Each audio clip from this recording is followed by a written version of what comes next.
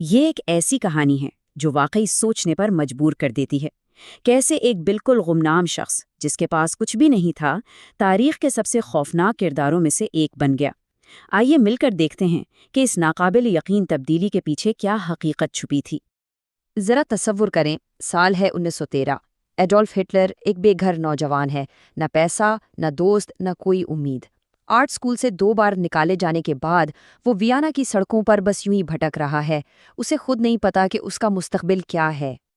اور پھر صرف 20 سال بعد وہی شخص جرمنی کا مطلق العنان حکمران بن چکا ہے۔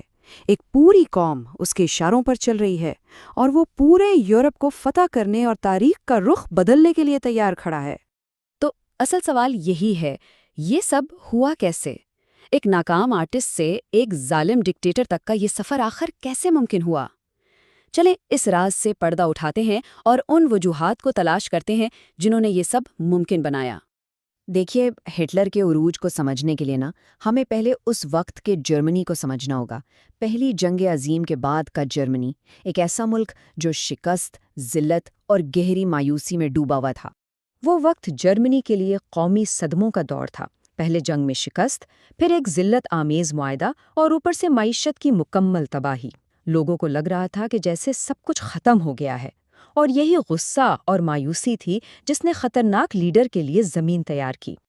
یہ جو معاہدہ ورسائی تھا یہ صرف کاغذ کا ایک ٹکڑا نہیں تھا، یہ جرمنی کے قومی بے عزتی کی علامت بن گیا تھا۔ عام جرمن شہریوں کو لگا کہ ان کی پیٹھ میں چھرا گھونپا گیا ہے، اور اسی احساس نے بدلے کی ایک ایسی آگ بھڑکائی جسے ہٹلر نے بعد میں خوب استعمال کیا۔ معاشی بحران کا عالم یہ تھا کہ پیسے کی قدر ہی ختم ہو گئی تھی۔ اب یوں سمجھیے کہ لوگوں کو ایک ڈبل روٹی خریدنے کے لیے نوٹوں سے بھری ریڑیاں لے کے جانا پڑتا تھا۔ یہ کوئی کہانی نہیں، یہ اس وقت کی حقیقت تھی جس نے لوگوں کو کسی بھی ایسے حل کی طرف دیکھنے پر مجبور کر دیا، چاہے وہ کتنا ہی خطرناک کیوں نہ ہو۔ اور اسی مایوسی کے ماحول میں ایک بہت ہی خطرناک کہانی پھیلائی گئی کہ جرمنی جنگ ہارا نہیں بلکہ اسے ہرایا گیا ہے، اور ہرانے والے کوئی اور نہیں، ملک کے اندر موجود دشمن ہیں، سیاستدان، کمیونسٹ اور یہودی۔ اس جھوٹ نے لوگوں کے غصے کو ایک خاص سمت دے دی اور اصل مسائل سے توجہ ہٹا دی۔ تو اب آتے ہیں کہانی کے مرکزی کردار پر، ہٹلر۔ وہ اس سارے ماحول میں داخل ہوتا ہے اور ان حالات کا فائدہ اٹھانے کے لیے اپنی ایک خاص صلاحیت، ایک خاص گفٹ استعمال کرتا ہے۔ ہٹلر کی سب سے بڑی طاقت تھی اس کی زبان، اس کی تقریر کرنے کی صلاحیت۔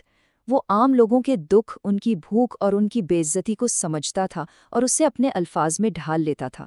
اس نے لوگوں کے جذبات کو ایک کہانی کی شکل دی، ایک ایسی کہانی جس میں وہ خود ہیرو تھے اور ان کے تمام مسائل کا ذمہ دار کوئی اور تھا۔ اس کا فارمولا بہت سیدھا سادہ تھا، لیکن خطرناک حد تک مؤثر۔ پہلا قدم، لوگوں کے اصل مسائل کی بات کرو، بے روزگاری، غربت، قومی بے عزتی۔ دوسرا قدم، ان تمام مسائل کے لیے کسی ایک کو قربانی کا بکرا بنا دو۔ اور تیسرا اور آخری قدم، خود کو واحد نجات دہندہ کے طور پر پیش کرو۔ یہ فارمولا مایوس عوام کو بہت اچھا لگا۔ اور سب سے حیران کن بات یہ ہے کہ 1923 میں ایک ناکام بغاوت کے بعد جب وہ جیل گیا تو اس نے وہاں ایک کتاب لکھی، مین کیمپ، یعنی میری جدوجہد۔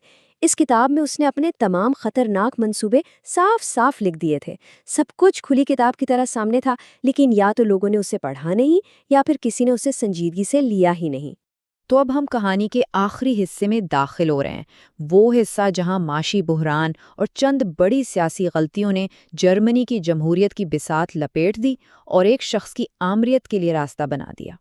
1929 میں امریکہ کی سٹاک مارکیٹ کریش ہوئی اور اس کے جھٹکے پوری دنیا نے محسوس کیے۔ جرمنی کی کمزور معیشت تو بالکل ہی بیٹھ گئی، لاکھوں لوگ پھر سے بے روزگار ہو گئے۔ یہ وہ آخری چوٹ تھی جس نے عوام کا بھروسہ جمہوری نظام سے بالکل ختم کر دیا اور انہیں انتہا پسندی کی طرف دھکیل دیا۔ اور اس معاشی تباہی کا سیاسی نتیجہ، وہ تو اور بھی حیران کن تھا۔ آپ خود دیکھیں، صرف 4 سال کے اندر نازی پارٹی کی حمایت 2.6% سے بڑھ کر 37% سے بھی زیادہ ہو گئی۔ یہ ایک سیاسی زلزلہ تھا جس نے بتا دیا کہ لوگ اب کسی بھی قیمت پر تبدیلی چاہتے ہیں۔ اس کے بعد تو واقعات نے بہت تیزی سے کروٹ بدلی۔ جنوری 1933 میں اسے قانونی طور پر چانسلر بنا دیا گیا۔ ٹھیک 1 مہینے بعد پارلیمنٹ کی عمارت میں ایک پراسرار آگ لگی اور اس نے الزام کمیونسٹوں پر ڈال کر ایمرجنسی اختیارات حاصل کر لیے۔ مارچ تک اس نے ایک ایسا قانون منظور کروا لیا جس نے جرمنی میں جمہوریت کا ہمیشہ کے لیے خاتمہ کر دیا۔ اور یہاں ایک بہت اہم نقطہ ہے، ہٹلر کو اقتدار جرمنی کے پرانے تجربہ کار سیاستدانوں نے خود دیا تھا۔ وہ سمجھتے تھے کہ وہ اسے استعمال کر کے اپنے مقاصد پورے کر لیں گے، اسے قابو میں رکھیں گے۔ یہ تاریخ کی سب سے بھیانک سیاسی غلط فہمیوں میں سے ایک ثابت ہوئی۔ تو آخر میں یہ پوری کہانی ہمیں سکھاتی کیا ہے؟ اس کا سبق کیا ہے؟ آئیے تاریخ کے اس فیصلے پر غور کرتے ہیں، کیونکہ اس میں آج بھی ہمارے لیے بہت اہم اشارے چھپے ہیں۔ خلاصہ یہ ہے کہ ہٹلر نے طاقت چھینی نہیں، اسے طاقت دی گئی۔ اسے قانونی طور پر اقتدار ملا کیونکہ اس نے لوگوں کے دکھ درد کا فائدہ اٹھایا اور انہیں وہی باتیں سنائیں جو وہ سننا چاہتے تھے۔ یہ صرف ایک شخص کی نہیں بلکہ پورے نظام اور لوگوں کی ناکامی تھی۔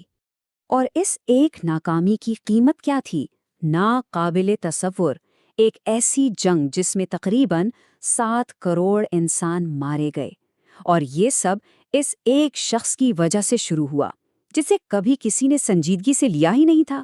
اس پوری کہانی کا سب سے ڈراؤنا سبق یہی ہے کہ یہ کوئی مافوق الفطرت یا آسمانی آفت نہیں تھی، یہ سب کچھ انسانوں کا کیا دھرا تھا۔ یہ انسانی کمزوریوں، انسانی خوف اور انسانی نفرت کا نتیجہ تھا۔ یہ اس بات کا ثبوت ہے کہ اگر حالات خراب ہوں تو عام لوگ بھی غیر معمولی تباہی کا سبب بن سکتے ہیں۔ اور یہ ہمیں آج کے دور کے لیے ایک بہت بڑے سوال پر چھوڑ جاتا ہے۔ تاریخ ہمیں بتاتی ہے کہ ایسا دوبارہ ہو سکتا ہے، تو سوال یہ ہے کہ اگر ویسے ہی حالات دوبارہ پیدا ہوں، معاشی بحران، قومی بے عزتی اور کوئی کرشمائی لیڈر جو آسان جواب اور قربانی کے بکرے پیش کرے، تو کیا ہم اس خطرے کو وقت رہتے پہچان پائیں؟